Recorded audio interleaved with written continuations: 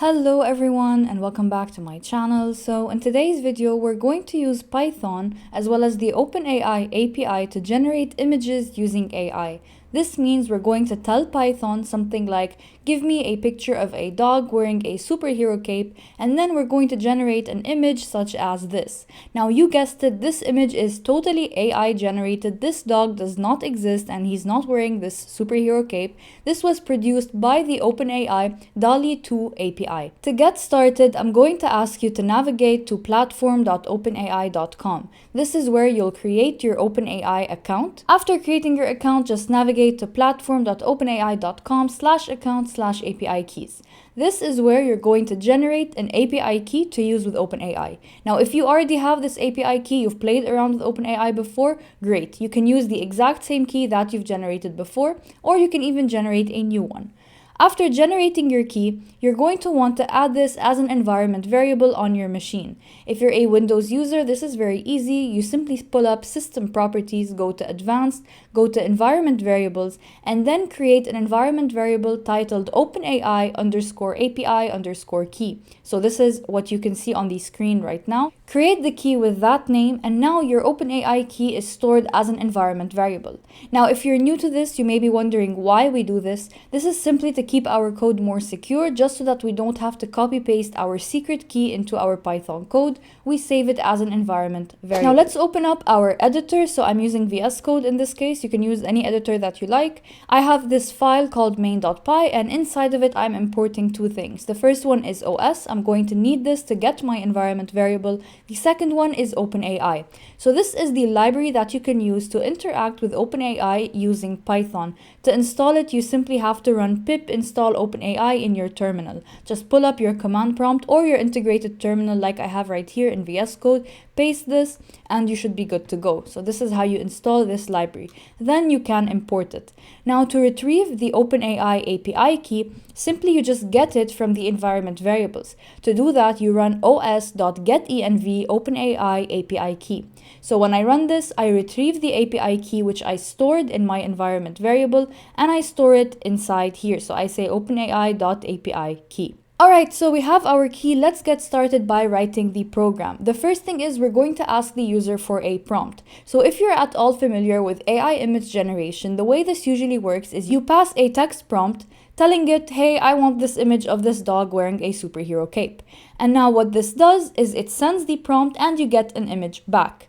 So we're going to ask the user in this case to give us a prompt. We do it like this. So let's say user prompt is equal to input, and we're just going to say write your prompt for DALL-E 2. So this is where the user is going to write their prompt to get an image. Now that we have the prompt, we can actually send a request to the OpenAI API. To send the request, it's very simple. We store the response in this response object, and then we just use the image endpoint. So we say OpenAI.image.create. Very simple, just create an image for me. And this .image is what will allow you to interact with the DALL-E 2 API. So when you say .create, you have to pass three things at least. The first one is the prompt. In this case, this is our user prompt. This is what we're asking it to generate. What kind of image do we want to see? The second one is n. In this case, we say n equal 1 because we only want one image. You can say n equal 2, 3, 4, 5, whatever you want. So when I say 1, I'm basically saying just give me one image. You can have as many here as you like.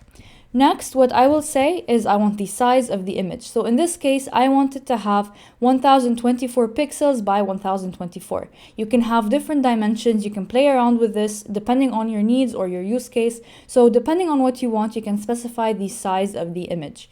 Alright, so now we can actually send this request and we have the response stored in this response object right here. But how do we see the image? Now to actually see the image, what we can do is to actually get the response data. So this is where we'll find the content of the response. And now I say sub-0. So why do I say sub-0? This is because we said n equal 1. So we told it give me one image only. It could have given me 2, 3, 4 images. So I use this here to specify which one of these images I want. In our case, we have one image. So I say sub-0 because this is the first image. Now after that, after I have the information for the first image, I'm going to get the URL URL. So I will say sub URL. This will give me the actual URL of my image. So this image is going to be stored somewhere online. It's going to have a URL.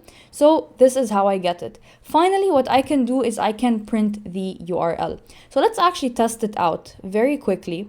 I'm going to come here and say Python main.py. So it's going to ask me to write a prompt. So you can write literally anything that you want. So I'm just going to say a brown husky wearing a red cap. So this is my prompt. You can just say whatever you want. Here it's just limited by your own imagination. So I just press enter. So here this is where the request is going to be sent. Then we're going to get our response and we should get back a URL. Now this error here, it says failed to establish a new connection. Now this can happen if your connection is kind of slow or if it cuts off at any certain point during the request. So what I'm going to do is I'll simply just try again. This is because of the internet or whatever. So let's just say a brown husky wearing a red cap. So as you can see, we had this URL returned. It's a very long URL, as you can tell, but this is the URL of our image that was generated. Now you can just press on this and go to this link. So let's just say open. And as you can see, this is the photo of our dog. It's a brown husky wearing a red cap. It's actually a really nice photo, very realistic, and this was generated by AI. Alright, perfect. So now we know how to generate these images using OpenAI and Python. The very last thing I'm going to tell you is how can we actually download these locally? Now, it was pretty annoying to have to get the URL and then just go to it in our browser. Maybe I want to download it. So to download it, it's very simple. We can do this using a couple lines of code. First things first, I'm going to import the URL lib.request library. This will help me actually request and download the image. Second, I import the datetime library. So this will help me actually get my current timestamp, and I'll show you why we need it in just a second. So we specify the file name. This is going to be the name of the file locally. So when I save it, like here I have main.py, I'm going to save it as maybe image.png. But I want this file name to be unique. I don't want it to be image.png and get replaced every time I generate an image. All right. So here, I'm just going to add the current timestamp. This ensures that the file name will remain unique and we're not going to overwrite the file multiple times. So to get the current timestamp, you just say datetime.now, then you format it like this. By doing this, I'm basically saying that just get me the year, month, day, hour, minute, second, and I'm formatting it like this. And finally, I'll concatenate .png. So now we just built the name of the file locally, how we're going to save it here. This is to ensure uniqueness and to make sure that the files don't get overwritten by each other.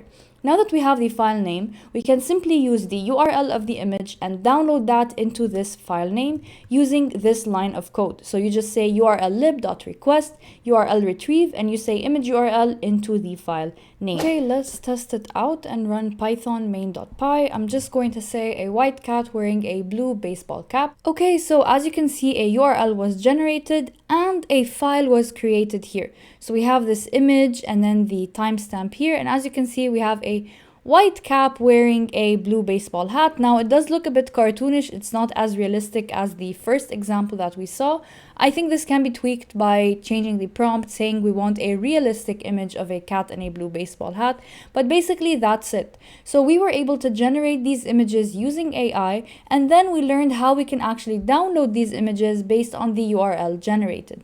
Alright, thank you so much for watching this video. Please do let me know if you end up playing with this API, what you end up generating, and I'll see you in the next video. Bye bye.